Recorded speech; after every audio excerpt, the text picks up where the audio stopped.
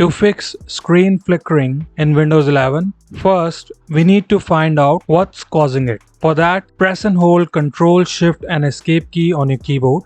Now carefully watch both the task manager and the rest of your screen. If the task manager is also flickering along with everything else on your screen, then the problem is most likely with your graphics or display driver. However, if the task manager stays completely stable, but your desktop taskbar or other windows continues to flicker, then the issue is usually being caused by an incompatible application like antivirus software or other applications that aren't fully compatible. If the task manager was also flickering, there's a good chance your graphic card driver is incompatible. Your graphic card driver is corrupted or it's not working properly.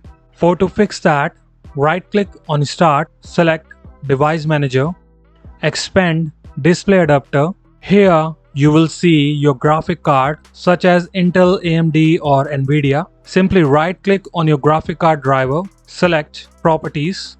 Now open the driver tab. If the rollback button is available, then click it. If the rollback button driver option is showing the same, simply select Uninstall device. Check this box, attempt to remove the driver from this device, then click on Uninstall. After uninstalling, simply restart your PC and check if that helps you to fix the problem. If the problem still isn't fixed, let's try another solution. Click on Start, open Settings. On the left hand side, click on System, then Display. Scroll it down. Here you will see Advanced Display. Select it.